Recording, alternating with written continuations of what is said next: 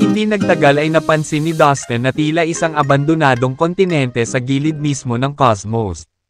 Ang kontinente ay isang desyerto na kaparangan na walang mga palatandaan ng buhay dito na naging sanhi ng katahimikan. Gayunpaman, dahil nakita ang lihim na daanan, nagsimulang dumagsa ang buhay sa kontinente.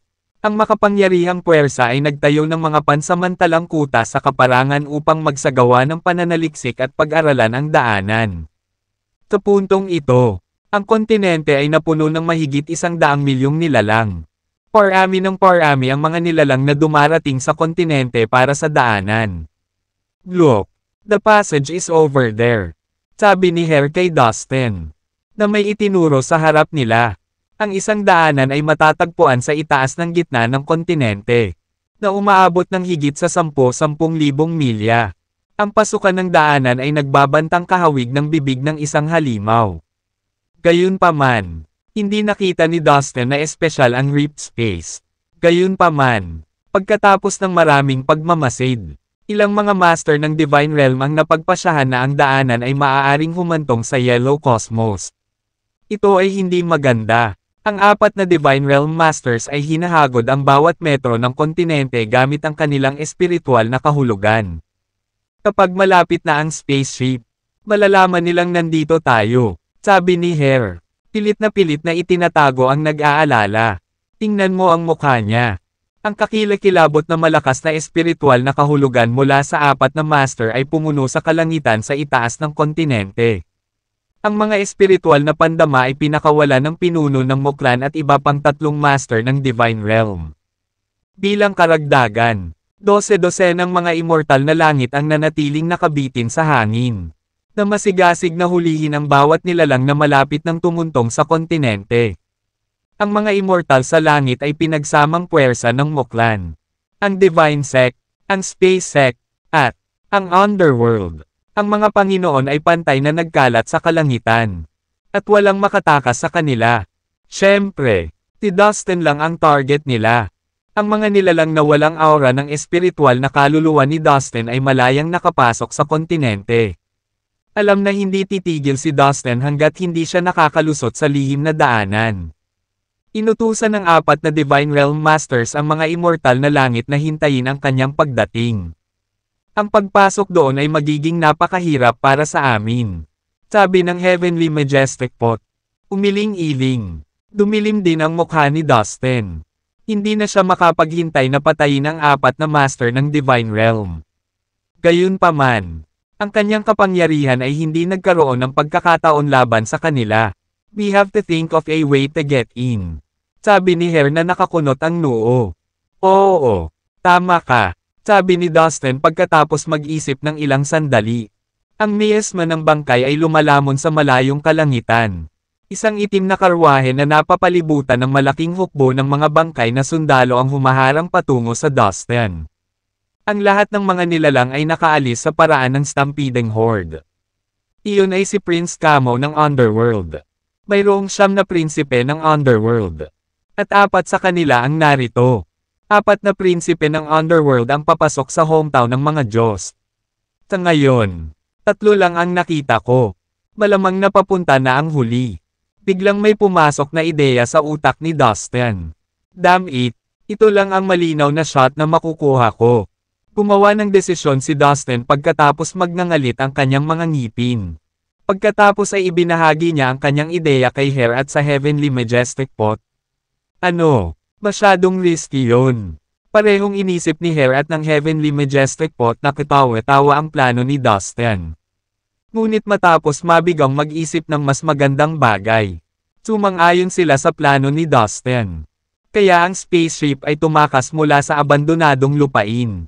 Ang 4 na makapangyarihang master ng Divine Realm ay abala lahat sa pagtutuon ng kanilang espiritual na kahulugan sa gilid ng Purple Cosmos na hindi nila napansin ang spaceship na gumagalaw sa kalawakan. Makalipas ang ilang sandali, 5 dragon na baha, lahat ay naglalabas ng malakas na miasma ng bangkay, ay humihila ng isang madilim na karwahe patungo sa inabandonang kontinente. Si Prince Pierre ng Underworld ay nakaupo sa loob ng karwahe. Si Prince Camo, Prince Pierre, Prince Odell at Prince Mayfield ng Underworld ay dumating sa Purple Cosmos. Lahat maliban kay Prinsipe Pierre ay nakarating na sa kontinente kung saan matatagpuan ang daanan. Isang hukbo ng makapangyarihang mga sundalong bangkay ang nagbabantay sa itim na kariton. Biglang lumabas ang mga lumang array flag mula sa kawalan. Nanatili silang suspendido sa kalawakan at pinalibutan si Prinsipe Pierre at ang kanyang hukbo. Si Prince Pierre at ang kanyang mga tauhan ay nakulong. Sinong nandyan? Galit at takot, nagmamadaling lumabas ng karwahe si Prinsipe Pierre, na sinundan ng dalawang matandang nakaitim. Walang segundo sa pagsibat, 3 figure ang lumitaw mula sa manipis na hangin. Ito ay Hair, ang Heavenly Majestic Pot at Dustin. Agad na naglunsad silang 3 pasulong at walang humpay na inatake si Prinsipe Pierre at ang dalawang matanda. Sa sandaling iyon nalaman ni Dustin na si Hair ay nasa Heaven Immortal Realm. Hinampis ni Hair ang dalawang matandang lalaki sa tabi ni Prinsipe Pierre. Napinulbo sila sa alikabok. Isang itim na bandila ang bumaril sa bibig ni Prince Pierre. Lumaki ito ng lumaki hanggang sa nasakop nito ang buong kalangitan. Ang bandila ay naglalaman ng isang nakakatakot na dami ng enerhiya. Pumutok ang itim na usok mula sa watawat. Tinira ang espasyo sa paligid nito. Napagkabigla pa rin ni Hair sa biglang paglitaw ng itim na bandila. Tinamantala ni Prinsipe Pierre ang pagkakataong ito para tumakas. Agad naman itong pinansin ni Dustin. Hindi mo kami matatakasan. Tigaw niya sa prinsipe. Pagkatapos ay isinaaktibo niya ang kanyang omnipotent lightness at madaling naabutan si Prince Pierre. Ang Eye of the Ghost Dome Ancestor sa pagitan ng mga mata ni Dustin ay bumukas at nagbigay ng malupit. Malamig na liwanag na tumama kay Prinsipe Pierre. Sa isang sandali, si Prinsipe Pierre ay hindi nakagalaw. Naramdaman niya ang kanyang espiritual na kaluluwa na sinipsip ng Eye of the Ghost Dome Ancestor. Hinawakan ni Hair ang itim na bandila gamit ang isang kamay at iniunat ang isa pa para sunggaban si Prinsipe Pierre. Pagkatapos ay naglabas siya ng napakaraming lakas upang aisil ang kanyang bihag.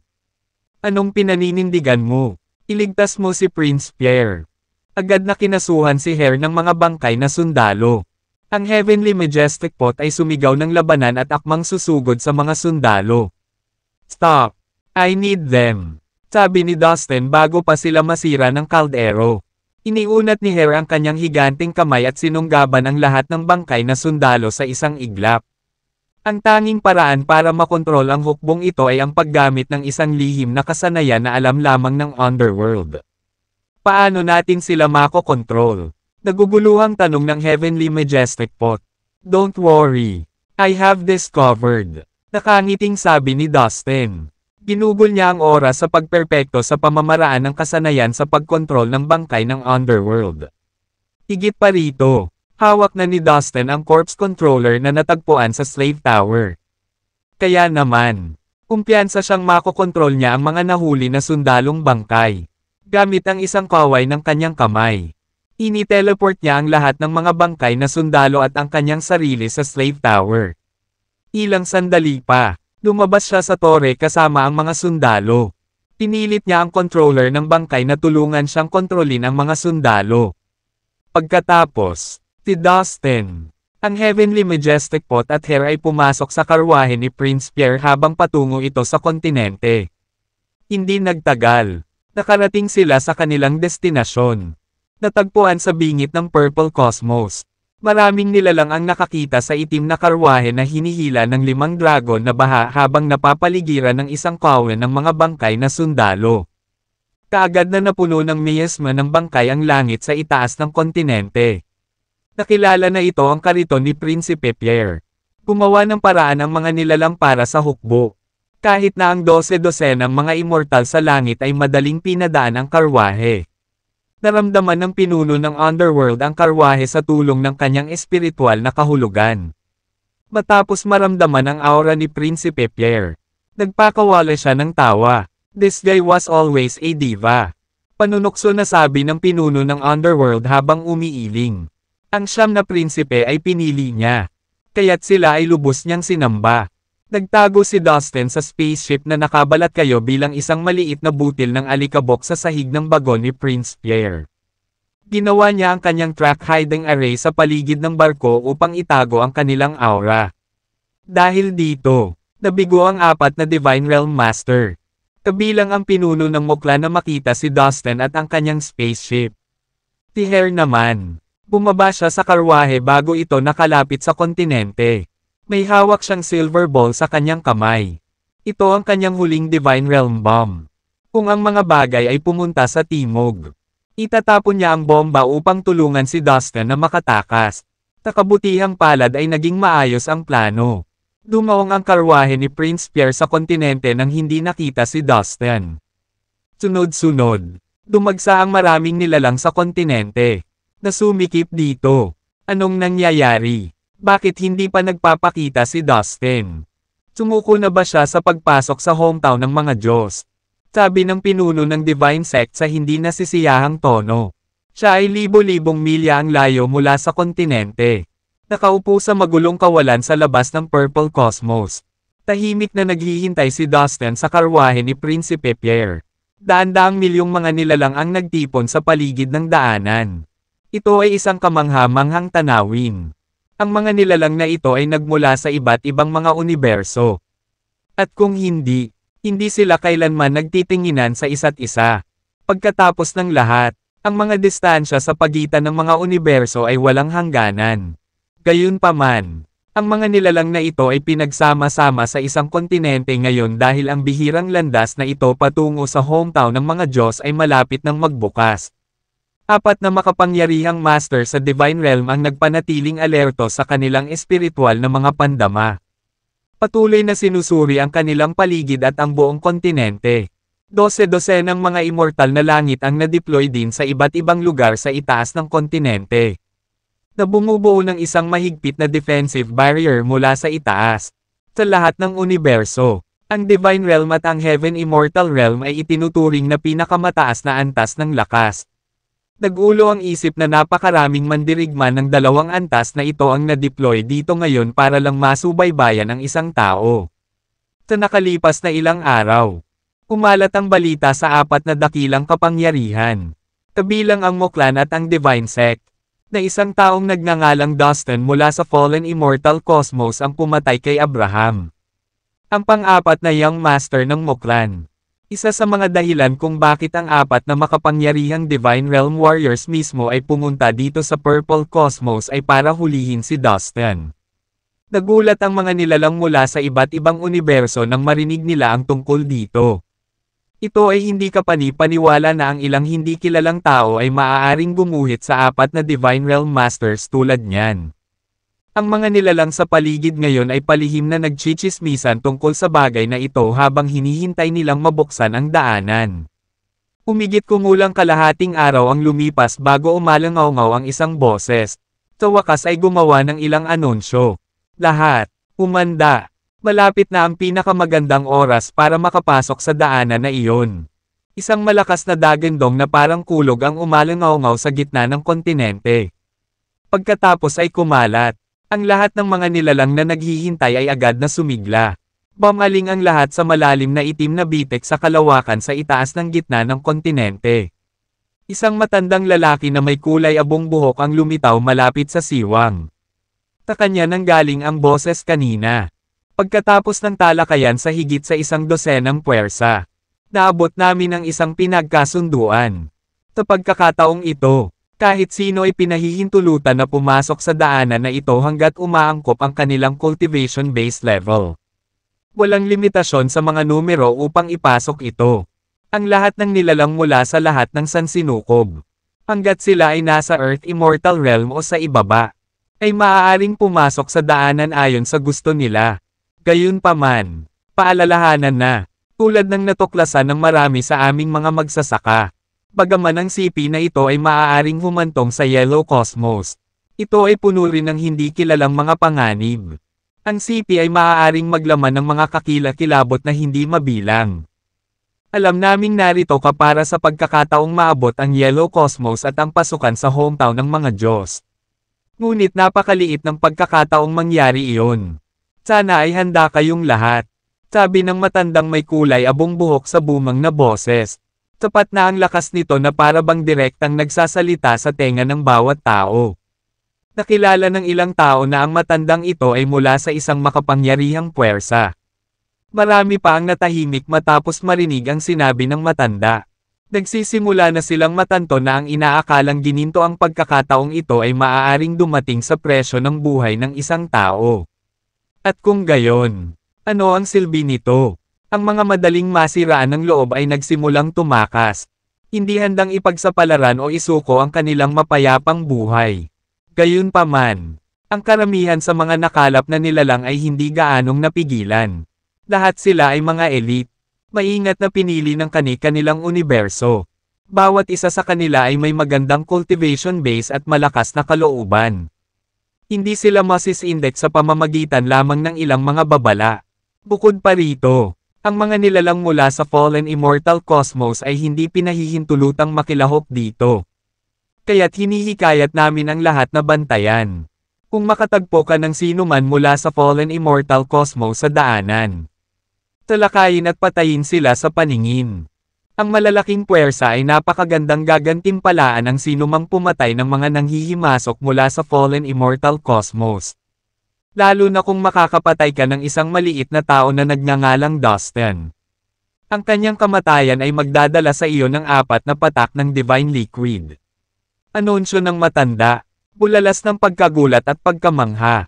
Ang lahat ng mga nilalang sa kontinente ay biglang umalangaw-ngaw. 4 na patak ng Divine Liquid. Isipin ang mga posibilidad. Ang lahat ng mga nilalang na may cultivation base ng Heaven Immortal Realm o mas mababa ay nasa sabik na ang kanilang mga mata ay namumula dahil sa kasakiman. Ang Divine Liquid ay isang uri ng pambihirang kayamanan na maaari lamang ay condense ng isang mandirigma sa Divine Realm. Isang taong nakaintindi na sa lahat ng uri ng batas ng kalikasan. Kapag nakolekta nila ang pinakadalisay na asensya ng enerhiya sa loob ng kanilang mga katawan sa panahon ng kanilang paglilinang. Ang Divine Liquid ang resulta. Ang naging mas bihira nito ay ang katotohanang hindi lahat ng Divine Realm Warriors ay makakagawa nito. Ito ay talagang isang mahirap na proseso, kahit na para sa karamihan sa kanila. Tanging ang mga nakarating sa pinakamabuting kalagayan at pumasok sa pinakamalalim na pagninilay-nilay upang maunawaan ang mga utos ng langit at lupa ang maaaring matagumpay na mapawi ang Divine Liquid. Sa madaling salita, ang Divine Liquid ay katumbas ng esensya ng pinakamahuhusay na mandirigma sa Divine Realm. Maaaring isipin ng isa kung gaano ito kahalaga. Ngayon ang mga pangunahing puwersang ito ay handa na magbigay ng 4 na patak ng Divine Liquid para lang matiyak ang pagbagsak ni Dustin. Ito ay isang pagkakataon na maaari lamang dumating isang beses sa 1,000 buhay. Sa oras na ito, halos lahat ng nilalang ay naglalaway na para makaharap si Dustin at patayin siya para sa premyo. Damn it! Ang 4 na major forces na ito ay talagang nasa akin. Ha! Nang marinig ang lahat mula sa kanyang lugar sa loob ng karwahe ni Prince Pierre mula sa Underworld. Nabalisa si Dustin. Tama ka, bata. Ang mga mandirigma ng Divine Realm ay ang pinakamapaghiganti at makasarili sa karamihan. Kung ay provoke mo sila at ipahiya sila, hinding-hindi sila titigil sa pangangaso sa iyo hanggang sa ikaw ay mamatay. Natatakot ako na gugulin mo ang natitirang bahagi ng iyong buhay ng kaawa-awa. Ang Heavenly Majestic Pot na nagpipe sa Dustin Soul Sea. Paano kung nasa Divine Realm sila? They'll pay the price all the same if they cross us. Nanlilisik ang mga mata ni Dustin. Talaga ngayon. At sa tingin mo, anong halaga ang maaari mong bayaran ng isang Divine Realm Warrior? Pang-iinis ng Heavenly Majestic Pot. Maghintay ka lang at tingnan. Handa akong mag-counter-attack anumang oras. Ganting sagot ni Dustin. Hindi makayanan ni Dustin ang pambubuli. Young man, don't act recklessly. Kahit wala kang pakialam sa sarili mo. Isipin mo man lang ako. Pumasok na lang muna tayo tapos kunin mo doon. Okay. Sabi ng Heavenly Majestic Pot na medyo natigilan sa tindi ni Dustin. Sige. Maari ka nang pumasok sa daanan. Para mapanatiling maayos ito. Ang mga kabataang disipulo ng major forces ang mauunang pumasok. Susunod ang iba. Anunsyo ng maputi ang buhok. Tinumpa ito ng mga nagmula sa maliliit o mahihinang puwersa. Sa kanilang mga ulo, ang mga pangunahing puwersa ay malinaw na sinasamantala ang kanilang lakas upang makapagsimula. Ngunit itinago nila sa kanilang sarili ang kanilang mga pag-ungol. Walang nang-ahas na hayagang magprotesta. Boom! Ang isang bilang ng mga lumilipad na magic na armas ay ipinatawag sa buong kontinente. Ang mga lumilipad na bangka, karwahe, at lumilipad na mga espada ay lumulutang na ngayon sa himpapawid, na nagsisisiksikan sa kalangitan. At syempre, maraming mga nilalang na may kakayahang lumipad sa himpapawid ng mag-isa. Lahat sila ay sumugod na ngayon patungo sa puwang sa kalawakan sa gitna ng kontinente. Gaya ng napagkasundoan, ang unang grupo ng mga nilalang na nagsimulang pumasok sa daanan ay pawang mula sa malalakas na puwersa. Bawat isa sa kanila ay nag-radiated ng isang mabangis na aura, na ginagawang halata na ang kanilang kapangyarihan sa pakikipaglaban ay mas malakas kaysa sa iba. Ang isa sa kanila ay isang karwahe na nagmumula sa bangkay na miasma. Lumipad ito sa hangin at diretso sa pasukan. We made it. Matagumpay na nakapasok si Dustin. Isang kulot na matandang lalaki ang nakatago sa kawalan sa gilid ng kontinente. Tumilaok ang kaginhawahan mula sa kanya. Sir, ang mga tao lang ba sa ibaba ng Earth Immortal Realm ang pinapayagang makapasok sa daanan na ito? Ang espiritual na pakiramdam ng matanda ay biglang kinuha ang boses ni Dustin. Well, in a sense, you can say so. Kapag pumasok ang Heaven Immortal Realm o Divine Realm Warriors, agad silang aatakehin ng mga mahiwagang batas sa passage. Last time, may puwersahang pumasok ang isang master sa Divine Realm. Nauwi siya, na malubhang nasugatan at tumatakas sa gulat. Paggunita ng matanda, natawa naman si Dustin. Well and good. Let's see them try to come after me. Then, I'll show them what I've got. Sabi ni Dustin, na dinilaan ang kanyang mga labi sa pananabik. Huwag kang masyadong padalos-dalos. Masyadong peligroso. Maraming Divine Realm at Heaven Immortal Realm cultivators. Isang pabaya na aksyon ay maaaring humantong sa iyo sa malaking panganib. Sabi ng payat na matanda kay Dustin. Don't worry, Master Hare. I have an idea. Sagot ni Dustin. Ang karwahe ni Prinsipe Pierre ay hinayla ng 5 baha ng dragon na nakabalot sa isang napakalaking grupo ng mga bangkay. Ang kanyang napakalaking biyahe ay isang kamangha-manghang tanawin na pagmasdan sa karamihan. Nagmamadaling gumawa ng paraan ang lahat ng nilalang sa prinsipe. Ang underworld ay isa sa mga pangunahing puwersa sa ilalim ng langit. Napaka-prominent nito na walang nang-ahas na hamarang sa daan ng prinsipe. Upang makapasok sa daanan, ang lahat ng mga nilalang ay lumipad ng mataas sa hangin patungo sa pasukan nito. Ang lupain na dating punong-puno ng maraming nilalang ay wala ng laman ngayon. Naturally, karamihan sa mga nilalang na nakapasok sa daanan ay mga immortal sa lupa. Gayunpaman, mayroon ding mga magsasaka na mas mababa sa antas na iyon. Ang mga senior cultivator ng malalaking puwersang iyon ay pinanood ang kanilang mga disipulo na pumasok sa daanan na may pananabik at pag-asa sa kanilang mga mata. Darating ang tagumpay sa atin. Papasok tayo sa hometown ng mga Diyos at sasamantalahin ang mga kamangha-manghang pagkakataon. Halika na, Bo. Inikayat ng ilang matandang magsasaka ang kanilang mga disipulo sa pamamagitan ng mga salita na nagbibigay inspirasyon. Don't worry. I will never fail your expectations. Trust me, Guru. Hintayin mo ang aking magandang balita. I will do my best to enter the God's hometown. Ako lang ang magsasaka na papasok dito. Ang mga disipulo mula sa mga pangunahing puwersa, lalo na ang mga elit ng nakababatang henerasyon, ay puno ng lakas at mataas na espiritu. Naniniwala silang lahat na sila ay eksklusibong tatanggapin sa bayan ng Diyos. Walang ibang pinapansin si Dustin maliban sa sarili niya.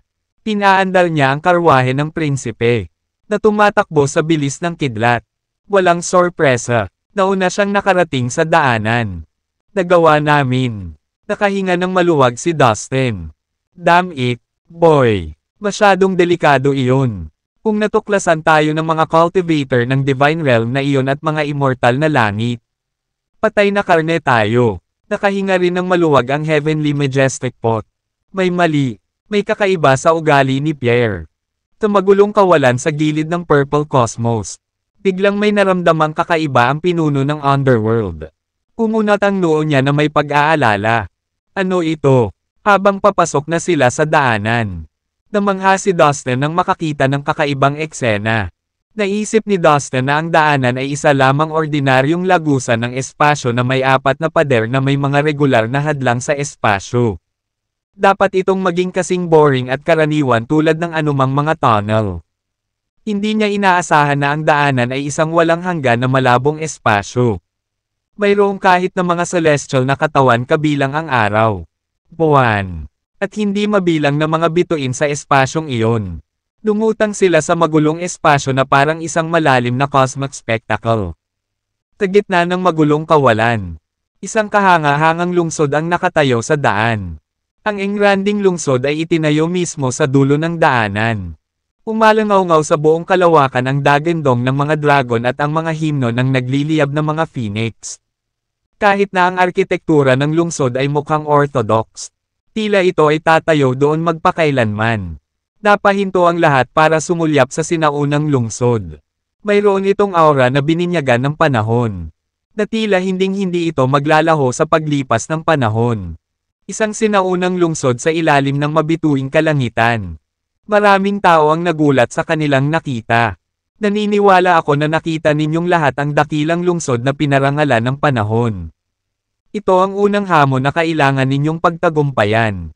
Tandaan, ang talatang ito ay espesyal at binubuo ng maraming iba't ibang maliliit na mundo.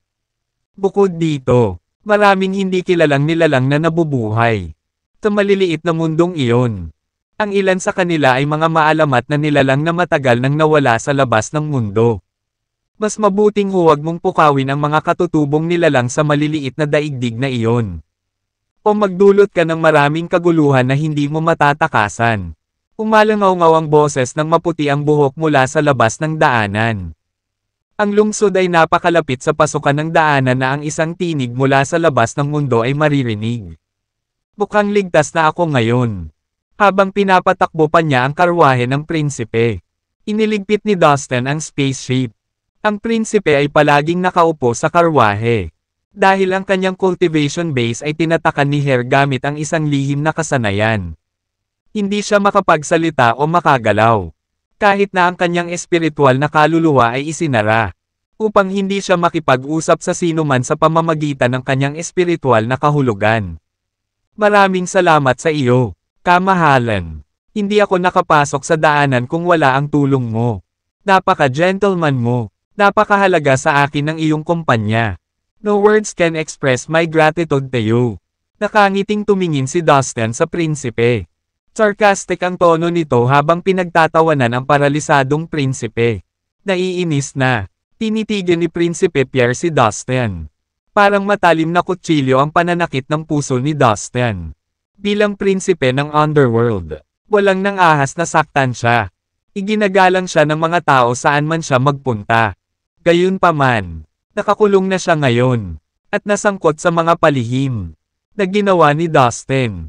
Nang pangungot siya sa kanyang wakas, ang kanyang marangal na puso ay napakasensitibo upang makayanan ang kahihiyan, dahil wala siyang masabi o magawa.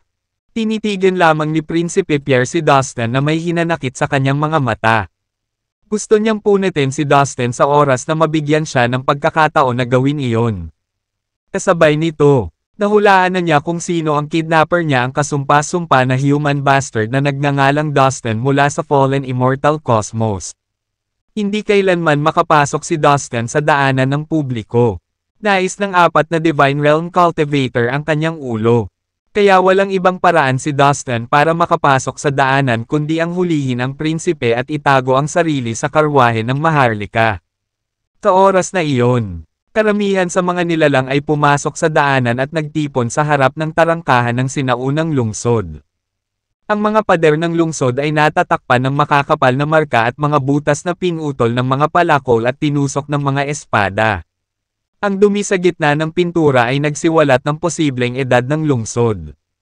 Ang lumang metropolis ay nababalot sa isang halo-halong kapaligiran ng parehong kareligan at kalumaan.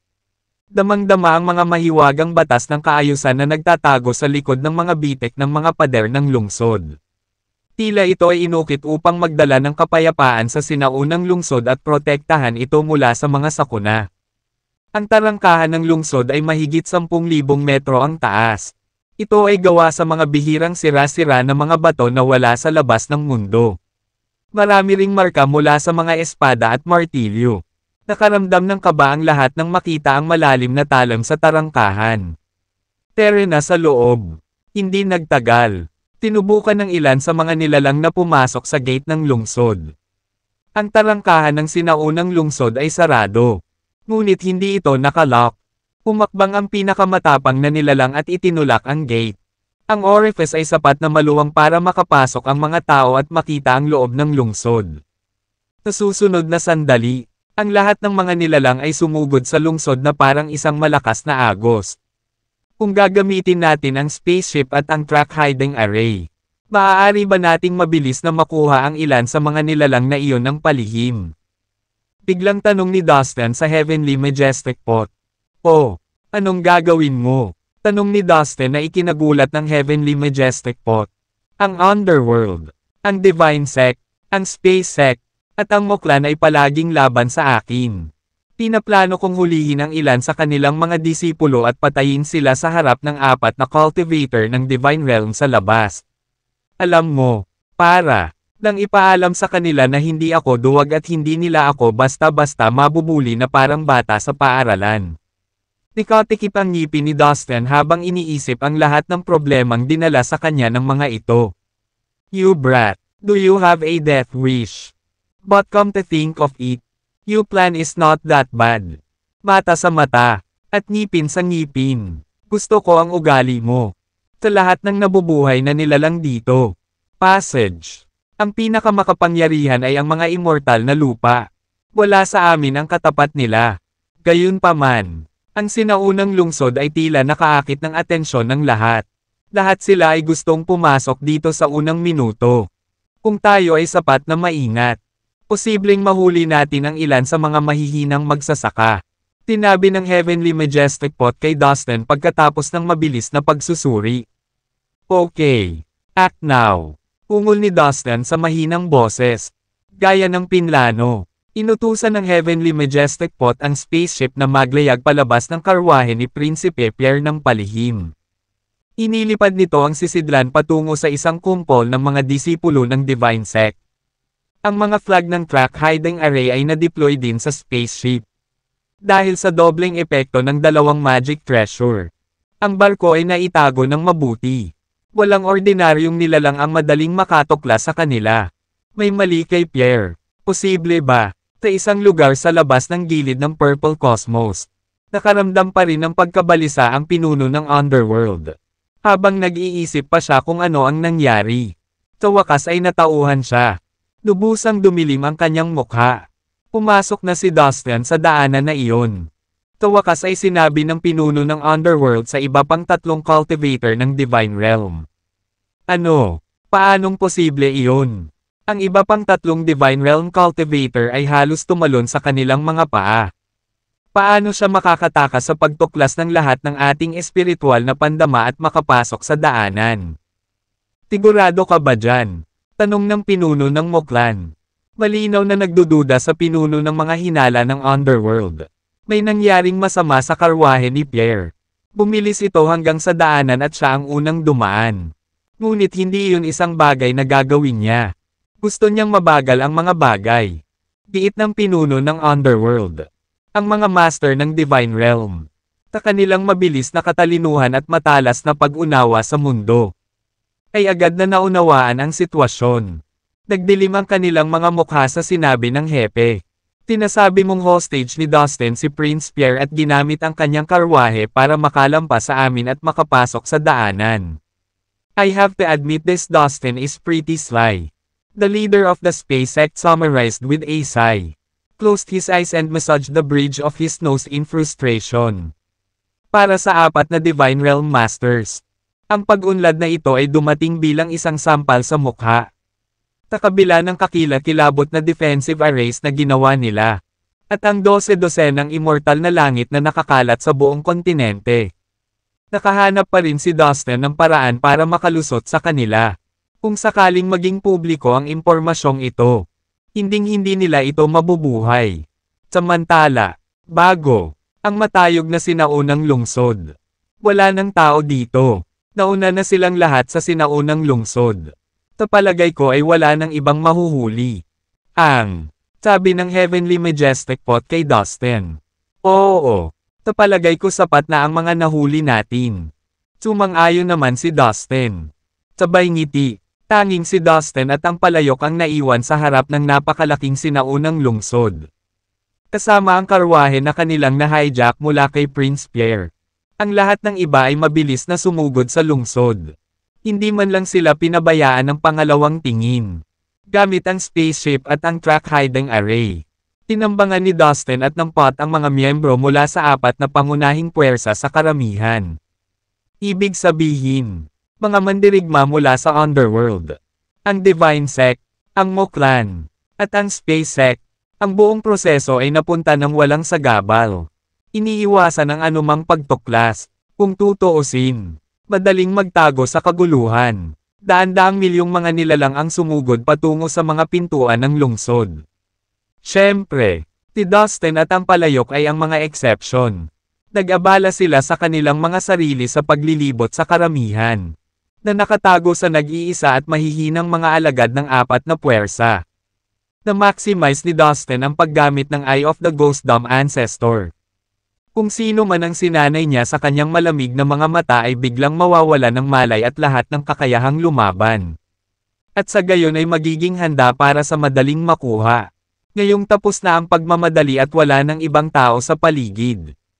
Tumigil si Dustin at ang palayok na magtago sa labas ng mga tarangkahan ng lungsod. Sa gitna ng katahimikan, tinamantala ni Dustin ang pagkakataon na ay teleport si Violet, ang gnome, ang maliit na Infinity Beast, at ang Divine Silkworm palabas ng Slave Tower, sa labas ng madilim na daanan. Ang 4 na Divine Realm Master ay nagngangalit ang kanilang mga ngipin. Humph! You can't sneak past us every time. I swear. On my honor as a Moklan member. I'll wipe out your idiotic fallen immortal cosmos one day. Then you know the consequences of provoking our clan. Ang pinuno ng angkan ng Mo ay bumulong sa ilalim ng kanyang hininga. Minumura si Dustin. Pumuso ang pinuno ng Underworld bilang pagsang-ayon. Bagaman hindi natin makapasok sa mas mababang antas ng cosmos na ito. Maaari tayong magpadala ng mga makapangyarihang tao upang simulan ang pagpatay. Alok niya, isali mo ako. How dare that brat humiliate us like that? Kung wala tayong gagawin, tayo ang magiging katatawanan ng lahat at ng kanilang mga kaapo-apuhan sa mga susunod na henerasyon. Tambit ng pinuno ng Divine Sect. Hindi niya nakalimutan na dahil kay Dustin at sa Heavenly Majestic Pot kaya siya kamakailan lamang ay napilitang pukawin ang Fallen Immortal Cosmos. Na nag-trigger sa Ancient Peace Agreement na magpakawalan ng isang malakas na sinag ng liwanag na humabol sa kanya hanggang sa punong tanggapan ng Divine Sect. Ang pinakamahalagang kayamanan nito para itaboy ang liwanag na iyon. Nabalitaan ng buong universo ang tungkol sa nangyari. Napahiya ang pinuno ng Divine Sect. Ang pagkamuhi niya kay Dustin at sa Fallen Immortal Cosmos ay wala ng hangganan. It settled then. We'll dispatch manpower to bring doom upon the Fallen Immortal Cosmos once and for all. Sabi ng pinuno ng Space Sect. Tumango ng matatag. Noon lang. Isang boses ang umalangaw-ngaw sa buong kontinente. Makinig kayo. Kayong 4 na matandang bastard. This is Dustin. Diba sabi mo kung ang mga nilalang mula sa Fallen Immortal Cosmos ay pumasok sa passage na ito? Dapat tayong patayin sa paningin. Well, I'm here now. Kill me if you dare. Ang boses ay nanggaling sa loob ng madilim na daanan. Ano? Anong nangyayari? Pagkarinig kay Dustin, ang mga nilalang sa kontinente ay nagbubulungan ngayon. Ibinaling ang kanilang atensyon sa bakana ng madilim na daanan. Sa oras na itinoon nila ang kanilang mga mata dito. Gayunpaman, ito ay tumahimik na. Sinubukan nilang bigyang kahulugan ang kanilang narinig. Nagbulungan ang mga tao sa labas ng daanan. Ang tinutukoy ba ay ang apat na matandang bastard. Maamo silang tumingin sa langit sa itaas ng kontinente. Nararamdaman nila ang apat na napakalaking espiritual na pandama sa hangin. Ang pressure ay bumabagsak na kasing bigat ng mga bundok. Naiwan silang nabigla. Ngunit hindi ito sapat para pigilan sila sa pagchichismisan. Dustin. Dapat ay si Dustin ng Fallen Immortal Cosmos. Ano? Nakapasok ba talaga siya sa daanan? Paano nangyari iyon?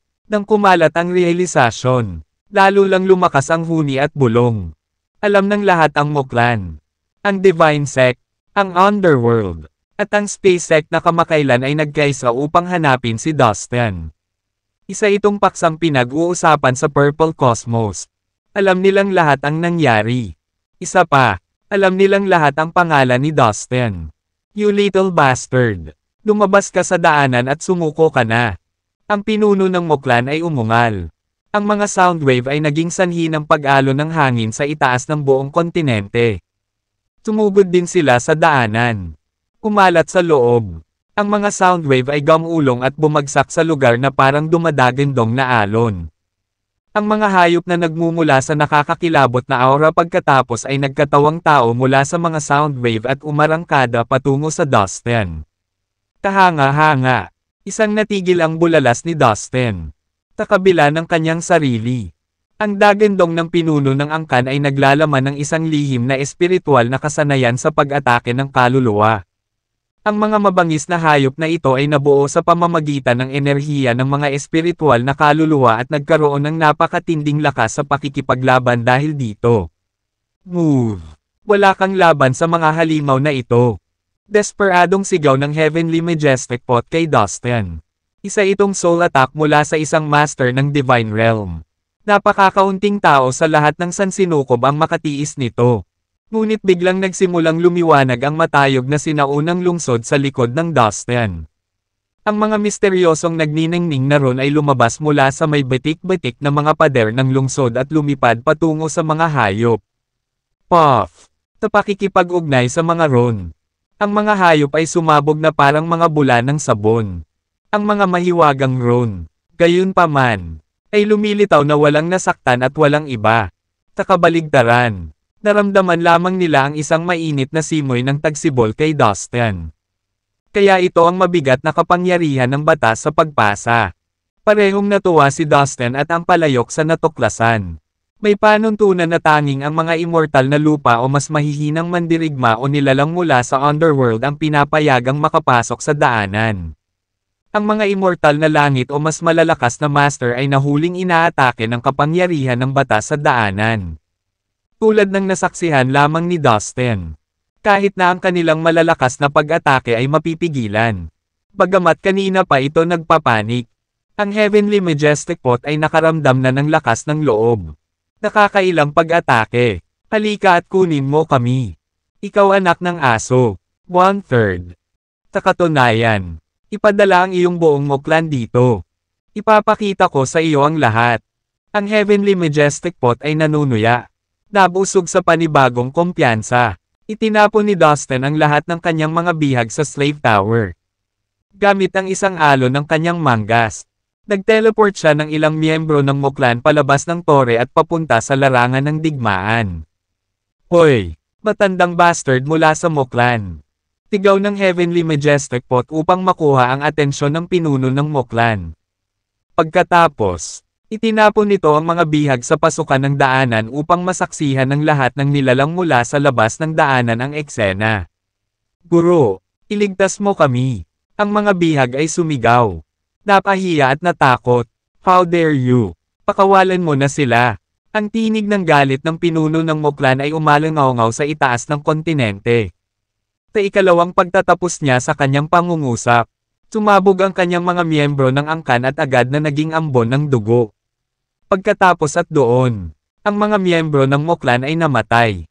At ang kanilang espiritual na mga kaluluwa ay nawasak. Ikaw ay patay na karne. Ungol ng pinuno ng Muklan. Nanginginig siya sa galit. Ang Muklan ay isang prestihiyosong clan. at isa sa pinakamakapangyarihang puwersa sa iba't ibang universo. Ang mga nilalang ng iba't ibang universo ay naalarma sa tuwing maririnig nila ang Muklan sa paligid. Gayunpaman, sa araw na iyon, ang mga miyembro ng clan nito ay pinaslang sa harap mismo ng pinuno nito. Nagtipon ng maitim na ulap at umihip ng malakas ang hangin. Sunod-sunod na lumitaw ang mga kidlat ng kidlat, at tumama sa lupain ng mapangwasak na mga suntok.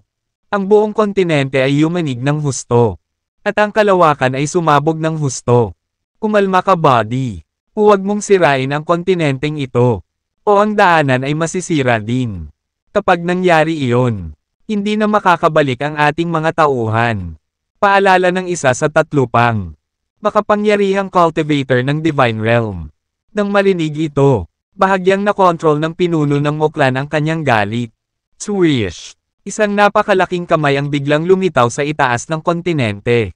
At naglabas ng nakakatakot na karagatan ng enerhiya. Lumipad ito patungo sa pasukan ng daanan sa pagpupunyagi na sakupin si Dustin at ang Heavenly Majestic Pot. Kamay iyon ng pinuno ng Muklan. Kumukulo na siya sa galit simula nung pinatay ni Dustin ang apo niya. Bukod dito, namatay din ang kanyang mga pangunahing alagad sa kamay ng kasama ng kanyang kaaway. Ang kanyang pagmamataas ay labis na nasaktan. Alam niyang mababaliw siya kapag hindi niya ipaghiganti ang apo at mga tauhan nito. Pagkatapos ng lahat, hindi siya kailanman nasaktan ng sinuman mula noong siya ay isang Divine Realm Master. Naglabas siya ng nakakatakot na kapangyarihan na nagpapahina kay Dustin at sa Heavenly Majestic Pot. Nabigla si Dustin. Ang mga master sa Divine Realm ay talagang kapansin-pansin. I am a weakling compared to him. Naisip niya, noon lang. Muling nagliwanag ang sinaunang lungsod sa daanan. Biglang lumitaw ang nakakasilaw na misteryosong ron at lumutang patungo sa pasukan. Sa ilalim ng tingin ng lahat, ang mga kumikinang na ron ay marahas na tumama sa kamay ng pinuno. Ito ay isang pagkapatas. Ang pinuno ng angkan ng Mo ay napilitang bawiin ang kanyang napakalaking kamay sa labas ng pasukan ng daanan. Maya-maya, dahan-dahan niyang hinugot ang kamay niya. Alam niyang imposibleng iunat niya ang kanyang kamay sa daanan. Nagulat ang lahat ng manunood. Ang kapangyarihan ng batas sa channel ay masyadong nakakatakot. Maaari pa itong makatiis sa pag-atake ng master ng Divine Realm. Alam na hindi sila masasaktan ng pinuno ng Muklan. Ang Heavenly Majestic Pot ay humagalpak ng tawa. You old asshole. Halika. Nakatayo ako dito. Tingnan natin kung ano ang magagawa mo sa akin. Panunokso ng palayok. Humph! Isa ka lang magic treasure. Kahit ang dating amo mo ay hindi maglalakas loob na tretuhin ako tulad ng ginagawa mo. Isang araw, dudurugin kita at gagawing libo-libong mga mababang grade magic treasures ang iyong mga labi. Ang mga miyembro ng aking angkan ay magdadala ng iyong mga naputol na mga scrap. Sa ganoong paraan, ikaw ay alipin sa pamamagitan ng kanilang mga sandata magpakailanman. Hindi na napigilan ng pinuno ng Muklan ang kanyang galit. Ang Heavenly Majestic Pot ay ginawa ilang panahon na ang nakalipas. At ito ay tungkol sa pinuno ng Muklan ng edad. True ikaw. Matanda ka. Stop bluffing. Gusto mo akong alipinin. Tingnan mo kung ano ang magagawa ko ngayon. Ang Heavenly Majestic Pot huffed. Noong una ay iminungkahi ni Dustin na kunin ang ilan sa mga lalaki mula sa apat na puwersa upang parusahan ang kanilang mga pinuno. Gayunpaman, ang Heavenly Majestic Pot ay mas nasasabik kaysa kay Dustin. Nadala ito at pinukaw pa ang apat na master sa Divine Realm mismo. Walang choice si Dustin kundi tumayo kasama ang kaldero. Boy, magdala ka pa rito ng ilang tao mula sa Muklan. Tigaw ng Heavenly Majestic Pot kay Dustin. Ginawa ni Dustin ang hinihiling nito. Ayan. Iyon lang ang mga miyembro ng Muklan na nahuli natin. Sabi ni Dustin. Ang galing. Hayaan mo akong tapusin sila. Tumugon ng Heavenly Majestic Pot. Walang pag-aalinlangan. Itinapon ng palayok ang mga miyembro ng Muklan palabas ng daanan. Master, pakitulong. Ang mga bihag ay nagsisigawan sa takot. Ang pinuno ng kamay ng Muklan ay muling lumitaw sa itaas ng kontinente. Bumaba ito upang sakupin ang mga miyembro ng Muklan. At pagkatapos ay pumailang lang sa kalangitan. Habang binawi ng pinuno ng Moklan ang kanyang kamay. Ang mga binata ay malupit na sumabog sa kanyang kamay. Ito ay naging maliwanag na ang Heavenly Majestic Pot ay naglagay ng nakamamatay na enerhiya sa bawat isa sa kanila bago sila itapon. Kaya, maaari itong agad na pumatay sa kanila gamit ang isip nito. Bastos ka! Ang pinuno ng Moklan ay naging ballistic. Ang buong Purple Cosmos ay nanginginig ng malakas. Ang malalakas na hangin ay lumabas, na sinundan ng isang mabangis na bagyo na naglalaman ng kidlat at kulog. Ang pinuno ng Moklan ay nabalisa. Hindi mo ba naisip na medyo malayo na tayo? Guilt na tanong ni Dustin. Pagkatapos ng lahat, wala siyang personal na sama ng loob sa mga namatay na miyembro ng Moklan. Anak, napakawalang muwang mo. Ang Moklan ay nakagawa ng maraming masasamang bagay. Ito ay matagal nang pumapatay ng hindi mabilang na mga inosenteng nilalang. Naalala ko na para manloob ang malalaking kayamanan. Ang pinuno ng Moklan ay nakipagsabuatan sa pinuno ng Underworld. Nagpadala sila ng malaking hukbo para salakayin ang ilang universo at pinunasan ang lahat ng inosenteng nilalang doon. Daan-daang milyong nilalang ang namatay ng walang awa sa kamay ng mga tropa ng Moklan. Ang lahat ng kamay ng miyembro nito ay basang-basa ng dugo. Nakita ko, agad na nawala ang guilt sa isip ni Dustin. Humph! Dustin! How dare you? Dahil sa maliit mong kalokohan. Wala akong choice kundi sirain ang fallen immortal cosmos. Biglang tumunog ang pinuno ng Underworld.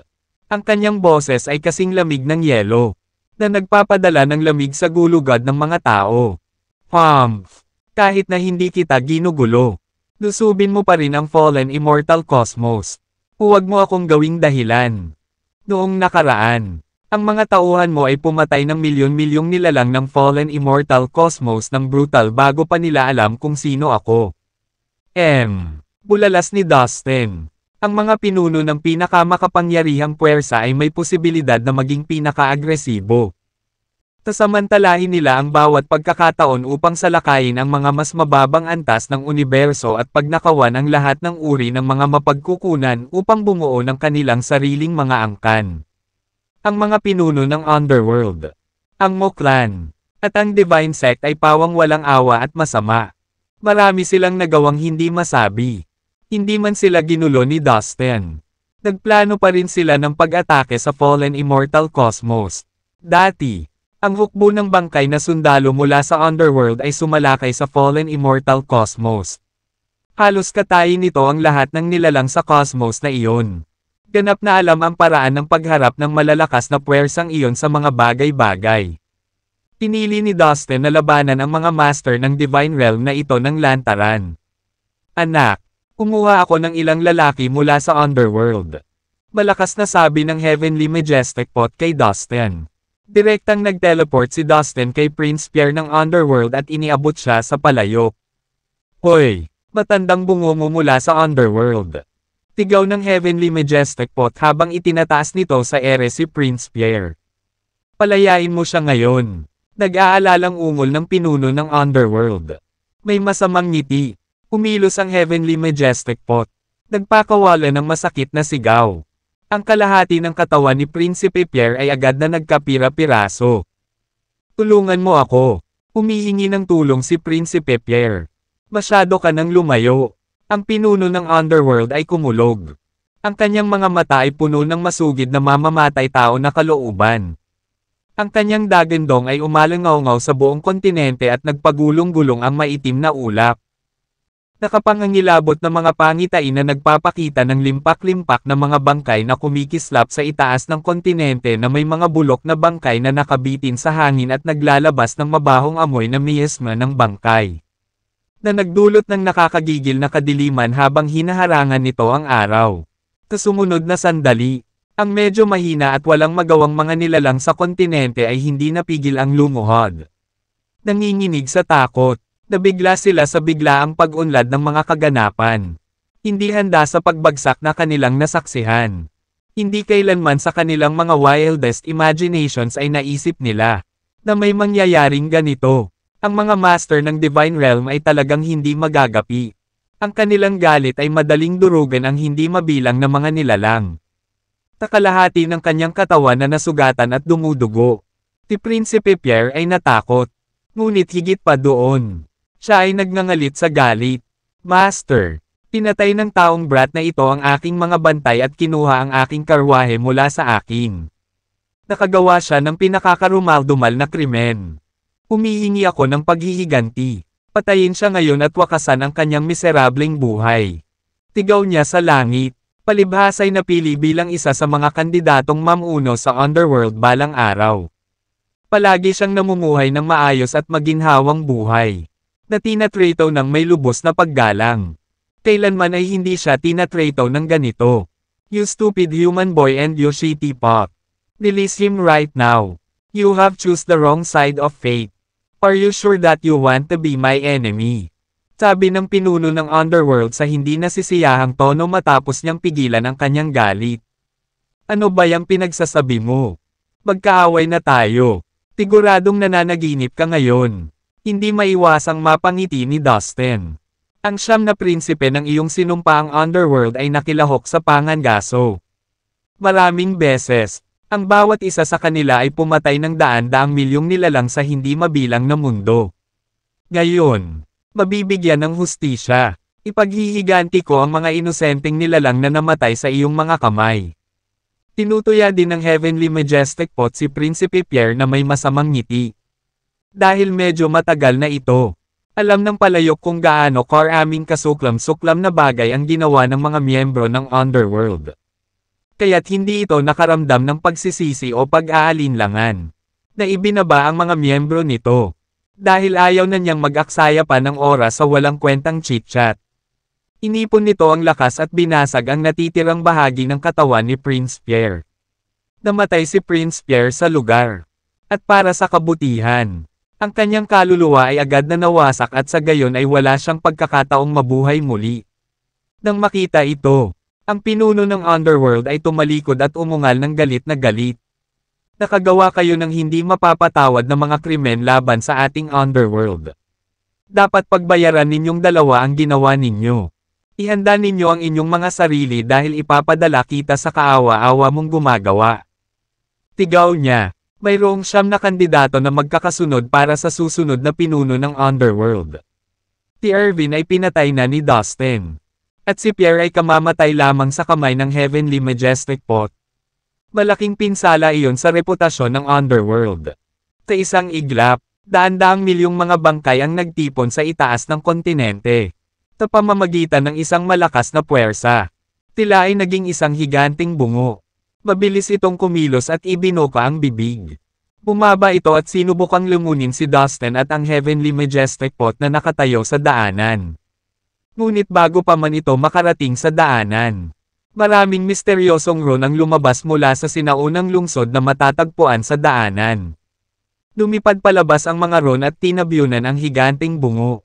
Napakaraming rune, na halos nataklan na nila ang bungo. Bilang resulta, ang bungo ay hindi na makagalaw pa.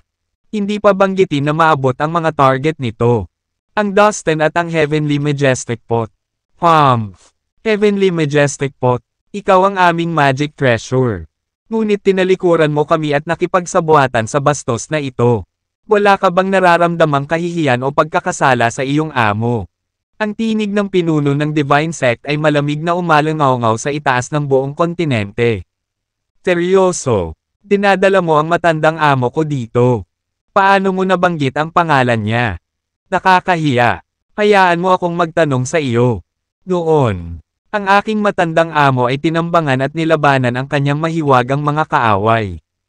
Tumawag siya ng backup ng higit sa isang beses. Bakit hindi mo ipinadala ang iyong mga tauhan upang iligtas siya? Naghintay siya ng tulong na hindi dumating. Sa kalaunan, naubusan siya ng lakas at napatay. Matagal ko nang pinaghihinalaan na ikaw ang nasa likod ng kasuklam-suklam na setup na iyon. Tuwang-tuwang umungal ang Heavenly Majestic Pot sa pinuno ng Divine Sect. Stop talking nonsense. How dare you frame your superior? Mula ngayon, pahabulin ka namin sa lahat ng paraan. Walang hiyang taksil. Malamig na sabi ng pinuno ng Divine Sect. Dustin, kumuha ako ng ilang tao mula sa Divine Sect. Tatapusin natin ito ngayon. Tigaw ng Heavenly Majestic Pot. Mabilis na kumilos si Dustin at nag-teleport ng isang dosenang disipulo ng Divine Sect palabas ng Slave Tower. Lahat sila ay mga natatanging talento. Pinili mula sa nakababatang henerasyon ng Divine Sect. Malaki ang namuhunan sa kanila ng sekta. Bukod dito, mataas ang tingin sa kanila ng pinuno ng Divine Sect. At itinuring pa nga sila bilang mga pangunahing disipulo. Kilalang kilala ng Heavenly Majestic Pot ang Divine Sect.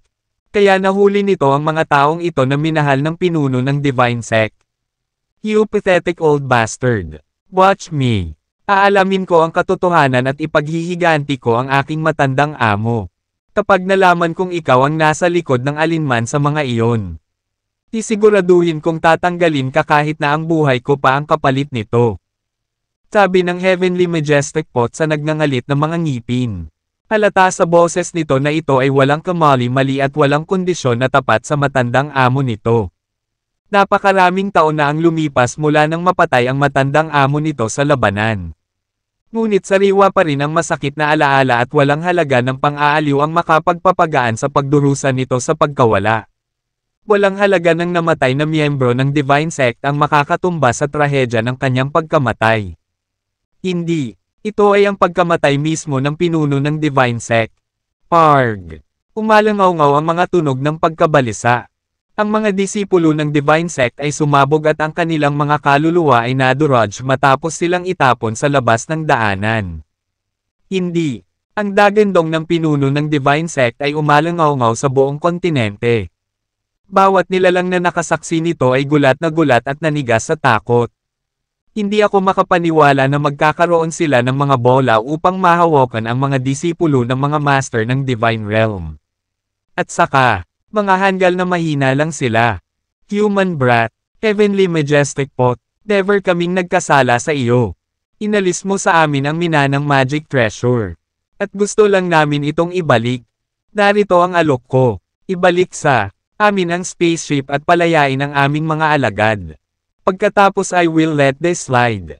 Inilahad ng pinuno ng Space Sect ang gusto niyang mangyari. Nang makitang brutal na pinatay ni Dustin at ng Heavenly Majestic Pot ang mga tao. Alam niyang hindi nagtagumpay ang mga pagbabante sa kanila. Bago pa makapagsalita si Dustin. Tumawa ng malakas ang Heavenly Majestic Pot. Are you out of your mind? What makes you think that we will give the treasure back to you? Dream on. That is never going to happen. Panunuya ng palayok. Tapalagay ko ay hindi mo may tatago sa iyong sarili ang aming minanang kayamanan ng mahika. Gumuso ang pinuno ng Space Sect. Gusto mong ibalik ang spaceship. Mangarap ka, o gumising ka, sabi ng Heavenly Majestic Pot na may mapanuksong ngiti. Sige, mamaya na natin pag-usapan ang tungkol sa spaceship. Ngayon, bitawan mo na ang mga alagad natin. Walang alitan sa pagitan natin. Bakit mo pa sinusubukang sakta ng mga alagad natin? Makabubuti na huwag kang gumawa ng masyadong marami. Mga kaaway, pagbabante ng pinuno ng Space Sect. Sa nakalipas na 2 araw. Ikaw, ang Underworld, ang Divine Sect at ang Moklan ay nagpadala ng iyong mga tauhan para tugisin ako. Ngayon sinasabi mo na wala tayong mga issue. Sino ang niloloko mo? Tanging idiot lang ang maniniwala sa iyo ngayon. Gusto mong palayain natin ang mga tao mo. Well, makinig kang mabuti sa sasabihin ko. Ang sagot ko ay hindi. Panunuya ni Dustin. Kinokontrol ang lahat ng nasa isip niya. Inilipat niya ang 1 dosenang disipulo ng Space Sect palabas ng Slave Tower. Lolo, tigaw ng isa sa mga disipulo sa tuwa nang maramdaman niya ang aura ng pinuno ng Space Sect. Siya pala ang apo ng pinuno ng Space Sect. Hindi. Haha, nahuli na natin ang apo ng pinuno ng Space Sect. Nakakagulat. Sino ba ang nangangarap na mangyari iyon? Bumulwak ang Heavenly Majestic Pot. What do you want from me? Name it, kung bibitawan mo ang apo ko. I will be at your service and fulfill one of your requirements. Alok ng pinuno ng Space Sect. Matapos makita kung ano ang nangyari ngayon. Naisip niya na si Dustin at ang Heavenly Majestic Pot ay mahirap harapin at ang mga pagbabante ay hindi gumana sa kanila. Sila rin ang responsable sa pagkamatay ni Abraham ng Moklan at Prince Pierre ng Underworld. Alam niyang papatayin ni Dustin at ng Heavenly Majestic Pot ang kanyang apo nang walang pag-iisip kung magagalit siya sa kanila. Ang buhay ng binata ay nakasalalay sa kung pinili ng pinuno ng Space Sect ang kanyang mga susunod na galaw. Kaya kinailangan niyang pakalmayan ang sarili para makipag-deal kay Dustin at sa Heavenly Majestic Pot. Ito pa rin ang isa sa mga kinakailangan natin. Nagkatinginan sina Dustin at ang Heavenly Majestic Pot. Ito na ang iyong pagkakataon. Anak, kung ano ang gusto mo, sabihin mo lang. Sabi ng Heavenly Majestic Pot. Napaisip si Dustin saglit. Napakahalaga ba ng Divine Liquid? Tinanong ni Dustin ang Heavenly Majestic Pot sa pamamagitan ng kanyang espiritual na kahulugan. Ano? Gusto mo ng Divine Liquid? Siyempre, napakahalaga nito. Napakakaunting likas na yaman ang maaaring katumbas. Hindi lamang sa halaga nito kundi sa kung ano ang magagawa nito. Ang mga salita ni Dustin ay nagulat sa Heavenly Majestic Pot. Bigyan mo ako ng 3 patak ng Divine Liquid at pakakawalan ko ang iyong mga tao. Malakas na wika ni Dustin. Sa isang iglap, ang buong kontinente, kabilang ang 4 na makapangyarihang Divine Realm Masters ay natigilan sa katahimikan. Hindi ako makapaniwala sa taong ito. Ang lakas ng loob niyang humingi ng 3 patak ng Divine Liquid sa isang makapangyarihang nilalang sa Divine Realm. Punong-puno siya ng sarili. Nagulat ang lahat ng nilalang sa lupa sa imposibleng kahilingan ni Dustin. Ang Divine Liquid ay isang mahalagang kayamanan na ang bawat patak ay hindi mabibili. Lalo pa ang 3, ang takaw niya. Sabi ng lahat, "You ravenous moth, wala akong 3 patak ng Divine Liquid. Kahit na mayroon ako, tiyak na hindi ko ito ibibigay sa iyo." Galit na sabi ng pinuno ng Space Sect. Talaga, kaya walang puwang para sa negosasyon. Well, I guess your grandson is not worth the 3 drops of the Divine Liquid. Forget it, then. This guy is nothing to use to me now. In that case, I'll just patayin siya. Umisi si Dustin habang pinalaki ang apo ng pinuno ng Space Sect. Lolo, tulungan mo. Please. Ikaw bastard. Ang lolo ko ang pinuno ng Space Sect. Kung papatayin mo ako, papatayin ka niya. Ang buong pamilya mo. At lahat ng kaibigan mo. Bitawan mo ako kung gusto mong maligtas sila. Pananakot ng apo ng pinuno. Napangisi si Dustin sa banta ng kanyang bihag. Pagkatapos, umatake siya mula sa isang mahusay na momentum. Bang! Kalahati ng katawan ng apo ng pinuno ng Space Sect ay sumabog sa pira-piraso. At ang kanyang laman at dugo ay tumalsik sa buong lupa. Oh my God! Ah! Lolo! Ang sakit! Pakibilasan! Siya ay sumigaw sa tuktok ng kanyang mga baga. Ang apo ng pinuno ay natakot. Natigilan ang lahat ng nilalang sa lupa. Pinulot ng sigaw ng apo ang kanilang dugo. Tumata ng lahat ng nabubuhay na nilalang sa halos lahat ng sansinukob. Ang mga mandirigma sa Divine Realm ay palaging nakatataas na nilalang. Ang kanilang kapangyarihan sa huli ay napakalaki. At sila ay hindi mahipo tulad ng mga Diyos. Sa pagkakataong ito lamang, paulit-ulit na nagawa ng isang tao na masaktan ang mga master ng Divine Realm sa harap ng lahat. Tila hindi niya alam kung sino ang kanyang kinakaharap. Ngunit matagumpay niyang napahiya ang kataas-taasang nilalang. Sa labas ng gilid ng Purple Cosmos, nanginginig sa galit ang pinuno ng Space Sect. Wala siyang hinangad kundi ang patayin si Dustin at ang Heavenly Majestic Pot at durugin ang kanilang mga kaluluwa. Gayunpaman, alam niyang wala siyang magagawa hanggat nananatili si Dustin at ang Heavenly Majestic Pot sa daanan. You little rascal. You asked for too much. Paano kung bibigyan kita ng isang patak ng Divine Liquid? At pagkatapos ay palayain mo ang mga tao mula sa ating Space Sect. Ang pinuno ng Space Sect ay napilitang sugpuin ang kanyang galit at talakayin ang isang kasunduan kay Dustin. You know what? Let's both take a step back. 2 drops. That is my final offer. Kung hindi, patay na karne ang apo mo. Tumawa si Dustin pabalik. Ikaw. Ang pinuno ng Space Sect ay nagngangalit sa galit. Boom! Sa gilid ng Purple Cosmos sa walang katapusang magulong kawalan. Ang katawan ng pinuno ng Space Sect, na mahigit 100,000 talampakan, ay nagliliyab sa galit. Ang kalawakan ay sumabog ng marahas at nabuo ang malalawak na vacuum na sumisipsip ng anumang bagay na nakaharang. Anak, napaka-cold-blooded mo. Malapit ng pasabugan ng matandang lalaki ng space sect ang buong universo dahil sa iyo. The heavenly majestic pot told Dustin with a sly grin on its face using its spiritual sense. Fine. Tinatanggap ko ang mga kondisyon mo. Huminga ng malalim ang pinuno ng space sect nang sa wakas ay sumang-ayon siya kay Dustin. You have got yourself a deal. Mariing deklara ni Dustin. Ibigay mo muna sa akin ang divine liquid. At pagkatapos ay pakakawalan ko siya. Hiling niya. Walang pakialam si Dustin na masaktan ang isang makapangyarihang mandirigma ng divine realm basta't tiyakin niya na ang lahat ay naaayon sa kanyang plano. Dito. Ang pinuno ng space sect ay nagngangalit ang kanyang mga ngipin habang sinusubukan niyang pigilan ang kanyang galit. Sigurado ka bang handa kang pagbigyan ang kanyang hindi makatwirang kahilingan? Ang tatlo pang makapangyarihang mandirigma sa divine realm ay tumingin sa pinuno ng space sect. Inaasahan mo bang panoorin ko ang apo ko na mamatay sa kamay ng isang tao lamang? Anong pagpipilian ang mayroon ako? Kung wala lang sila sa daanan. Nagtatampo na sabi ng pinuno ng space sect. Pagkatapos, ikinaway niya ang kanyang kamay. At dalawang patak ng divine liquid ang lumipad palabas sa purple cosmos. Sa purple cosmos kung saan matatagpuan ang madilim na daanan. Dalawang kumikinang na patak ng divine liquid ang nahulog mula sa langit at lumutang sa harap ni Dustin. Wow!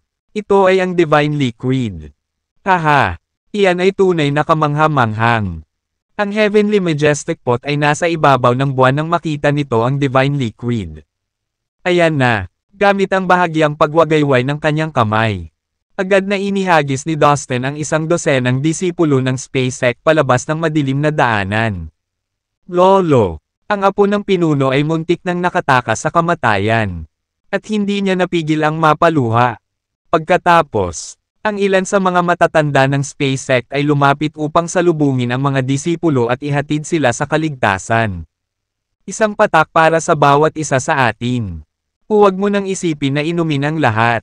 Ang heavenly majestic pot ay sumugod at naglagay ng isang patak ng divine liquid sa katawan nito. Ikaw ay isang magic treasure. Gumagana ba sa iyo ang divine liquid? Curious na tanong ni Dustin. Siyempre ginagawa. Noon. Ako ay malubhang nasugatan na ang aking kaluluwa ay halos mawala ng trabaho. Akala ko pa nga hindi na ako makaka-recover. Simula noon, ang aking stamina ay makabuluhang nabawasan. Ngunit sa isang patak ng divine liquid, sa wakas ay mababawi ko na ang kaunting lakas ko. Tuwang-tuwang sabi ng heavenly majestic pot. Ang heavenly majestic pot ay dating magic treasure ng divine sect. Sikat ito sa lahat ng universo noon. Dahil sa pagiging isang matalinong kayamanan na may sarili nitong kaluluwa. Gayunpaman, ang kasalukuyang lakas nito ay katumbas lamang ng sa Golden Immortal Realm. Anak, hindi na ako makapaghintay na pinuhin ang divine liquid na ito. Isantibin na natin ang lahat ng iba pa at gawin ito ngayon. Sabik na sabi ng heavenly majestic pot. Dahil ang palayok ay umiral ng ilang panahon. Mayroon itong dati ng kaalaman tungkol sa divine liquid. Wait, what about me? You have to teach me how to refine the divine liquid. Ani Dustin. Fine. I will do it first. And then I will teach you step by step. I still have to explore it by myself first though. Sagot ng heavenly majestic pot. Sa katotohanan, hindi kailanman napino ng heavenly majestic pot ang divine liquid sa buhay nito. Lahat tama. Tumanggo si Dustin bilang pagsang-ayon. Pagkatapos ay ipinadala niya ang heavenly majestic pot sa slave tower para makapag-focus ito sa pagpino ng divine liquid ng mapayapa. That bastard. Dustin. How dare he provoke us like this? We'll see who will have the last laugh after he see my whole fleet standing on the dead bodies of his people in the fallen immortal cosmos. Ang malamig na boses ng pinuno ng Moklan ay biglang umalangaw-ngaw. Talagang darating muli ang hukbo ng underworld sa fallen immortal cosmos at papatayin ang lahat ng buhay na nilalang sa universo na iyon. Haha, hindi ako makapaghintay na makitang pagsisihan ni Dustin ang mga desisyon niya sa buhay. Ang nakakatakot na boses ng pinuno ng underworld ay umalangaw-ngaw sa hangin sa ibabaw ng lupa. Ang mga tao ng ating divine sect ay babalik din sa fallen immortal cosmos. Ang boses ng pinuno ng divine sect ay umalangaw-ngaw na parang nakakatakot na kulog. Samantala, ang pinuno ng space sect ay nagtatampo. Nanatili siyang tahimik, at walang nakakaalam kung ano ang nasa isip niya. Ang batang Dustin na iyon ay isang magarbong asshole. Tino sa tingin niya para saktan ang mga malalakas na mandirigma na nakarating na sa divine realm. Let's just wait and see. He will regret it soon. Ang mga kabataan ay palaging pabigla-bigla.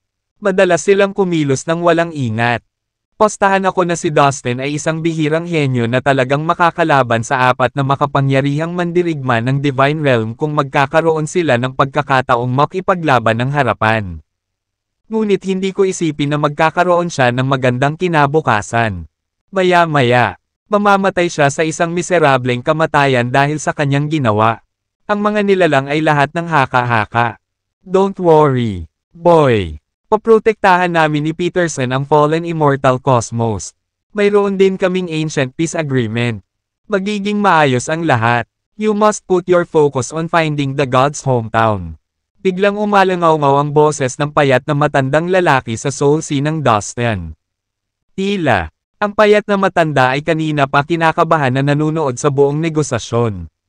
Hanggang ngayon lang siya nagsimula. Para makipag-usap kay Dustin sa pamamagitan ng kanyang espiritual na mga pandama.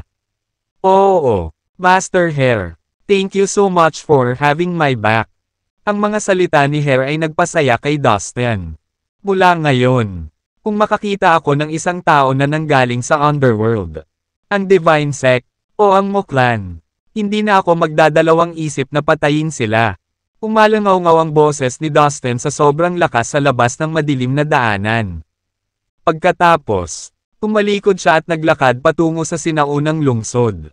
Dumiretso siya sa gate ng lungsod nang hindi lumilingon. Nabalot ng katahimikan ang kontinente sa labas kung saan matatagpuan ang daanan. Nasa isip pa rin ng maraming nilalang ang eksenang katatapos lang mangyari. Napatulala ang lahat. Ang mga masters ng Divine Realm ay itinuring na mga Diyos dahil sila ang pinakamalakas na pinuno ng iba't ibang universo.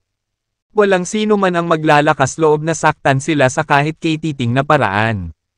Gayunpaman, sa araw na iyon, matagumpay nilang nakita ang mga taong ng blackmail sa mga maalamat na figure na ito. Nakakabigla at madrama ang kanilang nasaksihan. Dalawang hindi kilalang bagong dating ang nag-udyok sa apat na sikat na Divine Realm Masters at ang huli ay walang nagawa kundi sumuko. Natuwa ang ilang nilalang sa pag-iisip na iyon. Gayunpaman, walang nang ahas na gumawa ng tunog. Pagkatapos, apat na guhitan ng kakilakilabot na espiritual na pandama ang lumutang sa itaas ng kontinente. Nagtipo ng maitim na ulap sa kalangitan. At isang mapang ipong kapaligiran ang bomb alot sa buong lugar. Paminsan-minsan, ang mga pigsa ng nakakatakot na kidlat ay tatama sa maabong ulap. Tila, ang apat na makapangyarihang mga master ng Divine Realm ay labis na galit na galit. Ang mga nilalang sa ibaba ay nanginginig sa takot. At naramdaman na parang may hindi nakikitang malaking bundok sa itaas ng kanilang mga ulo. Umalis na tayo dito. Masyadong delikado. Ang apat na Divine Realm Masters ay walang lugar para ilabas ang kanilang galit. Kung patuloy tayong mananatili dito, baka ilabas nila ito sa atin. Tumakbo para sa iyong buhay. Ang lahat ng mga nilalang ay sumugod sa isang bid na umalis sa nalalapit na larangan ng digmaan. Ang mga nilalang na tumatakbo ay mga matatanda ng iba't ibang puwersa ng iba't ibang universo. Sila ay inatasan sa pag-escort sa mga batang disipulo sa kanilang mga angkan sa daanan. Dahil natapos na ang kanilang misyon, hindi na nila kailangan pang manatili sa lugar. Bukod dito, ang apat na makapangyarihang master ng Divine Realm ay nag-aapoy sa galit. Pinakamabuting umalis silang lahat sa kontinente. Magpadala ng isa pang 30 lupang immortal sa daanan. Ang kanilang misyon ay protektahan ang ating mga disipulo at ilabas si Dustin at ang Heavenly Majestic Pot. Biglang may malamig na boses ang nagmula sa itaas ng kontinente. Ito ang pinuno ng Underworld. Agad namang lumapit ang isang elder na nakaitim na napapalibutan ng corpse misma. Opo, Ginoo. Magalang niyang sagot. Nakarating na sa Heaven Immortal Realm ang Elder in Black. Siya ang namamahala sa paghatid sa mga kabataang miyembro ng Underworld sa kontinente. Magpapadala kami ng 30 higit pang mga immortal sa lupa upang makapasok sa daanan. Ang mabagsik na boses ng pinuno ng Divine Sect ay umalangaw-ngaw sa kontinente. Mag-aayos din kami ng isang fleet ng 30 higit pang mga immortal sa lupa. Nagmula sa langit ang malungkot na boses ng pinuno ng Moklan. Sayang, magpapadala rin tayo ng 30 pang-Earth immortal sa daanan. Nag-utos din ang pinuno ng SpaceX pagkaraan ng ilang sandali. Ang bawat isa sa 4 na dakilang puwersa ay nagpadala ng 30 sa kanilang pinakamakapangyarihang mga immortal sa lupa. Sa makatuwid, 120 immortal na lupa ang patungo sa daanan. Ang mga master na ito ay tinawag upang protektahan ang mga nakababatang disipulo sa city. Samantala, inutusan ng lahat ng lalaki na tugisin si Dustin at ang Heavenly Majestic Pot. Ang 4 na Divine Realm Master ay hindi titigil hanggat hindi nila napatay si Dustin at ang kanyang kasama. Tubik silang gawin ang lahat para mahanap ang 2 salarin na walang awang pumatay sa kanilang mga tauhan. Hindi nagtagal. Lumipad sa kalangitan ang grupo ng 120 immortal na lupa mula sa 4 na puwersa. Tumugod sila at nawala sa pasukan ng daanan. Ang Dustin na iyon ay nasa maraming problema. Mahigit 100 Earth Immortals ang humahabol sa kanya. Samantalang siya ay isang tunay na immortal. Walang paraan na kaya niyang talunin ang napakaraming masters. Ang taong ito ay napakabata at walang muwang. Hindi niya alam kung ano ang kanyang pakikitungo. Sa pagkakataong ito, nakipagtalo siya sa mga maling nilalang. This will not end well. Napakaraming nilalang ang umiling at nagpahayag ng kanilang mga saloobin tungkol sa bagay na iyon. Tiher na kanina pa nagtatago sa kalawakan sa labas ng kontinente ay mukhang nag-aalala. Boy, good luck, sabi niya sabay buntong hininga kanina. Aalis na siya. Sa puntong iyon, sunod-sunod na maraming nilalang ang umaalis. Kaya walang masyadong nakapansin kay Hare. Samantala, si Dustin naman ay sumugod na sa sinaunang lungsod na matatagpuan sa daanan. Ang eksenang labis na bumungad sa kanyang mga mata. Nagulat siya. Isa itong primitive na lugar. May mga luntiang malago na damo. At may tatayog na bundok na nababalot ng mga gintong ilaw. Nagkalat din ang malalaking talon sa buong lupain. May mga masukal na gubat.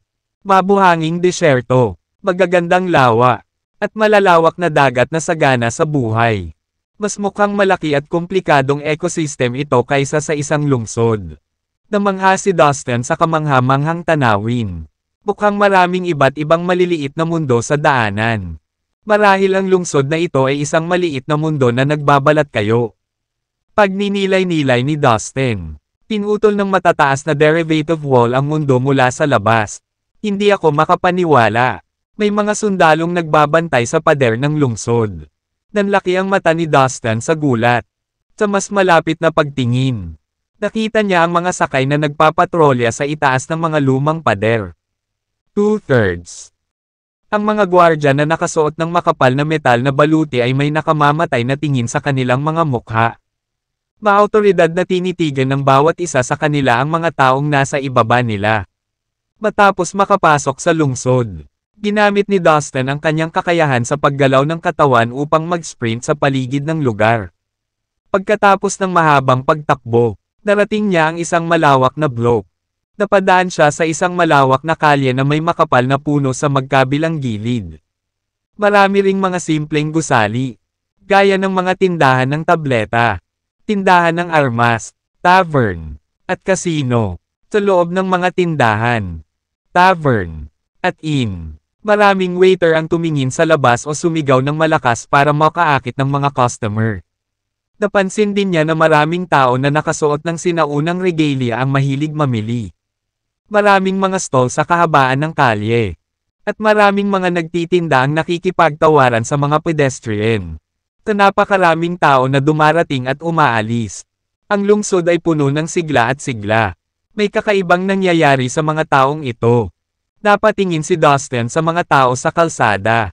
Bagamat ang mga tao ay kumilos at nagsasalita tulad ng karaniwang mga tao. Ang kanilang mga mata ay napakahuwang na parang wala silang kaluluwa. Tila ba, pinagmamasdan ng mabuti ni Dustin ang mga tao sa kalsada.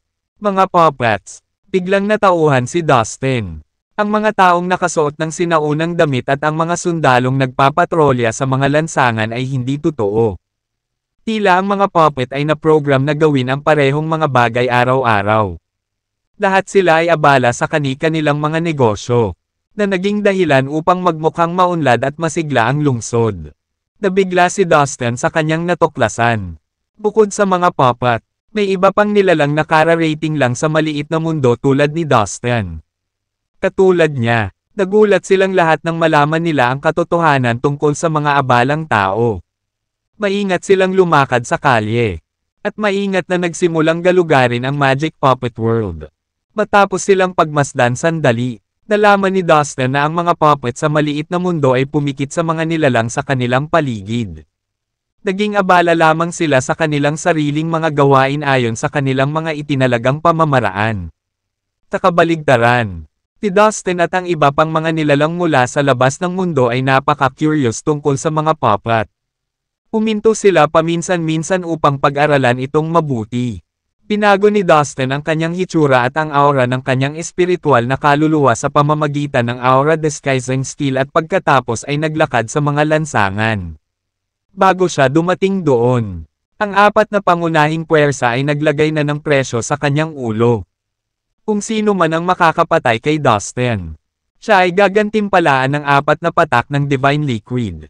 Ang apat na patak ng naturang likido ay isang napakagandang alok, kaya hindi siya magtataka kung may gustong pumatay sa kanya ng walang paliwanag. Ang lahat ng mga nilalang na pumasok sa talatang ito ay alam ang gantimpala. Hindi ito magugulat kay Dustin kapag may isang taong galit na lumapit sa kanya at magtangkang patayin siya. Kaya naman, bilang pag-iingat, nagbalat kayo siya. Ang mga puppet na ito ay tila gumagalaw sa isang hanay ng mga nakapirming protocol. Sino ang lumikha ng mundo ng mga puppet? Ano ang silbi ng lahat ng ito? Napakaganda ng mga puppet na ito na halos kapareho sila ng mga buhay na tao. Kung hindi walang laman ang kanilang mga mata, madali ko silang ituring na mga buhay na tao na may dugo at laman. Ang mga tagalabas ay mausisa na sinisiyasat ang mga puppet na dumarating at umaalis sa kalye. Dahil sa curiosity, tinubukan ng dalawang nilalang mula sa labas ng mundo na pigilan ang isang puppet na gumagala para mas masidhing pagmasdan ito. Dahil dito, tinitigan ng puppet ang dalawang nilalang mula sa labas ng mundo at nagsalita sa tono ng panunuya.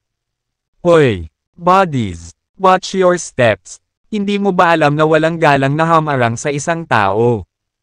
Ano? Natulala ang dalawang nilalang sa labas. Oh, Diyos ko! Ang puppet na ito ay may parehong tugon sa isang buhay na tao. Bulalas ni Dustin sa kanyang isipan. Napakahusay ng craftsman kung sino man siya para gumawa ng mga makatutuhanang puppet. Pagkatapos, maraming mga nilalang ang nagtipon sa paligid upang makita kung ano ang nangyayari. Kabilang si Dustin. Tingnan mo, ang balat nito ay binubuo ng parehong kalidad ng isang buhay na tao. Tigaw ng isang binata na naka-green robe habang inabot ang kamay para hawakan ang mukha ng puppet. Ang binata na naka-berde ay naglabas ng isang malakas na demonyong aura. At isang mabangis na anino ng ahas ang mahinang tumakip sa kanyang katawan. Malamang, isa siyang demonyong ahas. Hoy, malayo na ang mararating mo. Sa tingin mo ba, ako, Norman, ay madaling mabuli? Pilit na sigaw ng puppet. Mayroon din itong sariling pangalan. Norman, naisip ni Dustin. Bang! Humakbang si Norman. Itinaas ang kanyang mga kamao. At sinuntok ang binata na kulay berde. Ang epekto ng kanyang suntok ay naging dahilan upang halos pumutok ang espasyo sa harapan niya. Oh, Diyos ko! Ito ay isang tunay na immortal. Nalaman na ngayon ng mga tao na ang puppet ay may lakas ng isang tunay na walang kamatayan. How dare you, puppet? Bumisi ang binata na naka-green. Bilang isang gintong immortal, natural na hindi siya natatakot sa puppet. Hindi nagtagal. Lumitaw ang mga berdeng kaliskis at tinakpan ang kanyang buong braso. Pagkatapos, buong lakas niyang hinampas ang Popeye. Bang! Agad na natomba ang Popeye at nahulog sa dulo ng kalye. Okay. Ngayon hihiwalayin ko ang katawan mo para pag-aralan itong mabuti. Ang binata sa berde ay naging isang flash ng berdeng ilaw. At lumipat kung saan ang puppet ay sa isang iglap. Maya-maya lang. Umalangaw-ngaw ang isang malakas na boses. Bawal manggulo dito. Kung sino man ang lalabag sa utos na ito ay mamamatay. Isang tropa ng mga kabalyero na nakasuot ng itim na baluti na nilagyan ng isang tansong sibat na tumakbo sa isang kamangha-manghang bilis mula sa kabilang dulo ng kalye. Bush! Ang mga palaso ay parang mga patak ng ulan sa kalsada patungo sa binatilyong nakaberde. Samantala, bahagyang lumipad ang matutulis na mga sibat patungo sa binata na nakaberde. Naglakbay sila ng napakabilis kaya't malinaw na narinig ang mga ingay. Ang mga pag-atake ng mga mamamana at mga ngabayo sa tropa ay kakilakilabot at perpektong layunin. Ang mas nakakatakot ay ang bawat isa sa mga sundalong ito ay may lakas ng mga gintong immortal. Teka, tulungan mo ako. Tigaw ng binata na naka-green habang mabilis na umatras. Gayunpaman, uli na, maraming matatalas na palaso ang bumaha patungo sa kanyang kinalalagyan.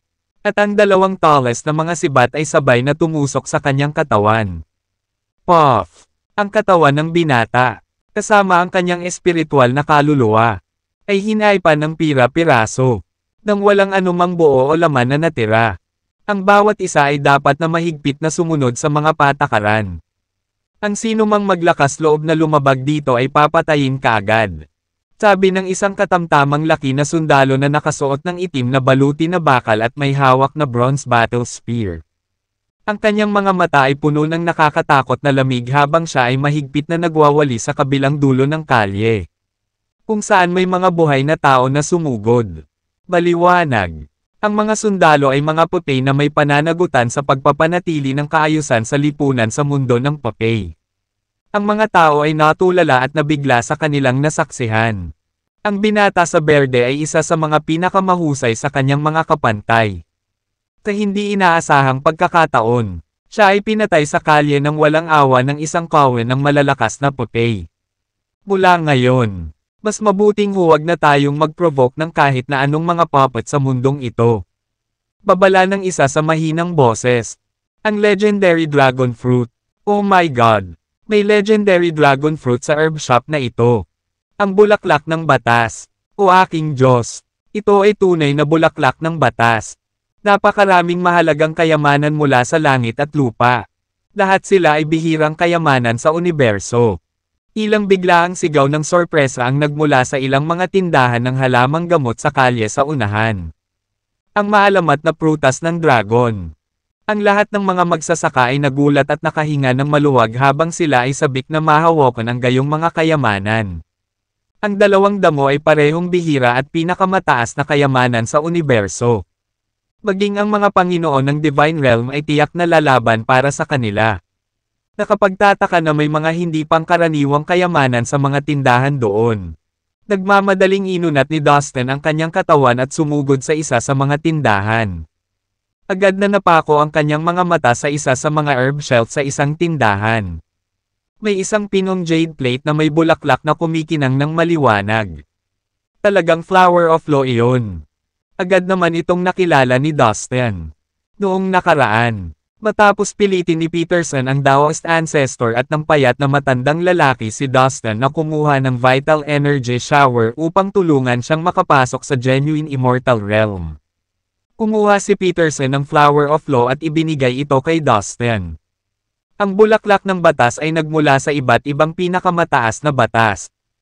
Isasama ng isang magsasaka ang bulaklak sa kanyang espiritual na kaluluwa upang maunawaan ang mga batas ng mga dakilang katotohanan na parang pinagkalooban sila ng tulong ng Diyos. Ito ay talagang isang bihirang kayamanan sa universo. Si Peterson ang Daoist ancestor ay dating isang makapangyarihan at masaganang magsasaka ng Divine Realm. Kaya naman nagkaroon siya ng ganoong kayamanan. Hindi inaasahan ni Dustin na madali siyang makakahanap ng hindi kapani-paniwalang kayamanan sa anumang tindahan ng halamang gamot. Higit pa sa isang papay na mundo. Sa sumunod na sandali, hindi na napigilan ng ilan sa mga nilalang mula sa labas ng mundo ang kanilang pagkasabik para sa gayong mga kayamanan. Bigla silang nadala ng pagnanasa at gustong agawin ang lahat ng pambihirang kayamanan. Haha! Akin na itong Flower of Law. Lahat sila ay humakbang pasulong upang mag-aagawan para sa bulaklak na parang mga baliw na magsusumbrero. Ngunit hindi kaagad kumilos si Dustin. Kahit na ang ibang nilalang ay sumugod sa tindahan upang kunin ang mahahalagang kayamanan. Nagkaroon siya ng gut feeling na hindi magiging ganoon kadali ang mga bagay. Ito ay halos napakabuti upang maging totoo. May nangyayari. Nararamdaman ko. Tiyak na. Sa susunod na sandali. Umalangaw-ngaw ang isang dumadagendong na dagendong. How dare you rob the shops in broad daylight? You shameless looters! Isang pulutong ng mga puppet riders ang sumugod sa tindahan ng mga halamang gamot. Mamatay ka, mga walang kwentang piraso ng tae. Ang bawat isa ay may mahabang sibat sa kanilang mga kamay. Ang mga puppet riders ay sumugod patungo sa mandurumog na dumating upang nakawin ang mga kayamanan sa tindahan ng mga halamang gamot. Marami ang nahuling walang magawa. Dala ang aktwal na mga ninakaw na gamit sa kanilang mga bisig. Fuck off. Mind your own business. Walang paraan na ibibigay ng mga tagalabas ang mahahalagang kayamanan. Lalo na ang mga nasa kamay na nila. Hindi nagtagal. Nakipag-away sila sa mga puppet. Ang mga pupay na sundalo ay pawang matapang at malalakas. Wala silang alam tungkol sa sakit o kamatayan. Kaya ang takot sa kamatayan ay wala sa kanila. Pagkatapos ng lahat, tila ay walang buhay na mga bagay. Hindi nagtagal. Nagulat ang mga nilalang nang makitang dumarami ang mga pupay na sundalo na nagsimulang dumating sa tindahan at sinugod sila. Sa kabila nito, walang paraan na ibibigay nila ang gayong mahahalagang kayamanan. Hindi na sila nag-aksaya ng oras sa pag-agaw ng mga natitirang gamit sa mga istan. Bukod sa mga hindi mabibaylang bagay tulad ng Flower of Law at ang legendary Dragon Fruit, may iba pang mga pambihirang espiritual na halamang gamot na gustong-gusto ng mga tao. Maaaring ito lang ang pagkakataon na makukuha nila ang mga bagay na iyon ng libre. Samantala, sa tindahan ng mga halamang gamot, maraming attendant ang sumugod sa mga stand upang pigilan ang iba na kunin ang mga paninda. Gayunpaman, tila ay naduraj hanggang sa pulbos sa isang kisap mata. Ang mga magnanakaw ay hindi kapani-pani walang determinado na habulin ang lugar. Isang nasa katanghaliang gulang na lalaking nakaitim ang kumuha ng isa sa mga halamang gamot at humagalpak ng tawa. Isa siyang Earth Immortal. Narito, nasa aking kamay, ang bulaklak ng batas. Ito ngayon ay pag-aari natin. Ang sino mang magtangkang alisin ito sa akin ay magiging kaaway ng underworld. At matitikman ang aking galit. Malakas niyang deklara. Mahigit 100 ng tao na nababalot ng bangkay na miyesma ang sumugod at binantayan ang nasa katanghaliang gulang na lalaking nakaitim. Natigilan ang iba, nagkatinginan at nag-alinlangan. Ang underworld ay hindi maikakailang isang malakas na puwersa. Alam ito ng karamihan sa mga nilalang at hindi ng ahas na guluhin ito. Sa sandaling iyon, nang walang babala, ang bubong sa itaas ng mga ito ay gumuho. Malaking piraso ng ledrilyo at bato ang natambas sa loob. Pagkatapos ay lumitaw ang isang higanteng kamay mula sa langit at lumapit sa nasa katanghaliang gulang na lalaking nakaitim na may hawak ng Flower of Law. Sa isang iglap, hinawakan siya nito ng mahigpit na hindi na siya makahinga. Isang malakas na buntong hininga ang pinakawalan niya ngunit walang ibang tunog na lumalabas sa kanya. Ang kanyang mukha ay naging sobrang pula at na-distort dahil ang presyon mula sa pagpisil ay masyadong mahawakan. Bago pa man magawa ng middle-aged man in black, hinigpitin pa ng higanteng kamay ang hawak nito. Siya ay sumabog at namatay sa lugar, na nag-iwan ng mga splatters ng dugo sa lahat ng dako. Maging ang dambuhalang kamay ay basang-basa sa dugo. Hinawakan nito ang bulaklak ng batas bago ibinagsak ang malata at walang buhay na katawan na parang walang kwentang balat ng saging. Ngunit hindi ito tumigil doon. Inilabas ang nakakatakot na kapangyarihan. Naglunsad ito ng mga pag-atake sa iba pang mga manloloob. Umaalingaw-ngaw sa tindahan ang masakit na hiyawan at hiyaw ng sakit. Halos kalahati ng mga tao sa tindahan ay pinasabog ng higanteng kamay. At silang lahat ay nawasak kasama ang kanilang espiritual na mga kaluluwa. Oh my God! Isa itong master sa Heaven Immortal Realm. Kaagad, lahat ng natitirang nilalang na nakarinig nito. Nanlamig sa buong katawan. Natigilan sila saglit, ngunit para sa mahal na buhay. Mabilis silang lumabas ng tindahan sa abot ng kanilang makakaya. Ang pinakamahalagang bagay ay ang makaalis doon ng buhay. Masasabi nilang lahat, batay sa kapangyarihang inilabas ng higanteng kamay, na ito ay talagang katumbas ng langit na walang kamatayan.